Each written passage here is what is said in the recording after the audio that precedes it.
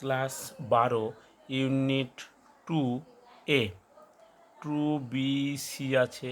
এখানে 2A semester 3 ভূমিরূপ গঠনকারীর প্রক্রিয়া পুঞ্জিত ক্ষয়।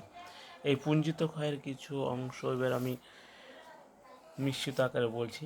1 নম্বর, প্রথম পুঞ্জিত সঞ্চলনের ধারণা দেন তা হচ্ছে ট্রুয়ার্ট শার্প। বিজ্ঞানী ট্রুয়ার্ট শার্প কত খ্রিস্টাব্দে প্রথম পুঞ্জিত সঞ্চলনের ধারণা দেন? তা 1938 খ্রিস্টাব্দে। ভারতে সর্বাধিক পুঞ্জিত সঞ্চলন হয় হিমালয় পার্বত্য অঞ্চলে। সবথেকে বেশি পুঞ্জিত সঞ্চলন হয় হিমালয় পার্বত্য অঞ্চলে। অধ্যারোপিত লোপ সৃষ্টি হয় পুঞ্জিত সঞ্চলনের ফলে। ভূমির ঢাল অধিক হলে পুঞ্জিত সঞ্চলনের পরিমাপ কী হয়? বৃদ্ধি পায়।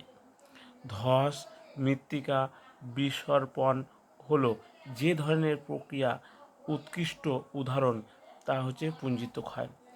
পুঞ্জিত ক্ষয়ের ধীর গতি প্রবাহে সংঘটিত হয় যে অঞ্চলে, তা হচ্ছে শীতল পার্বত্য অঞ্চলে।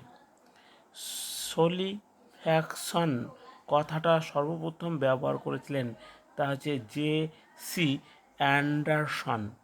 স্যালিফ্যাকশন দেখা যায় যে অঞ্চলে, স্যালিফ্যাকশন অঞ্চল দেখা যায় তা হচ্ছে মেরু ও উচ্চ পার্বত্য অঞ্চলে।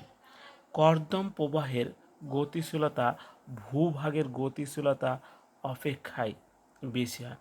কর্দম প্রবাহের গতিশীলতা ভূপ্রবাহের গতিশীলতা অপেক্ষায় বেশি হয়। ভারতে সর্বাধিক পুঞ্জিত ক্ষয় ঘটে কোথায়? তা ঘটে হিমালয় পার্বত্য অঞ্চলে। এরপর আমি বই থেকে দেবো।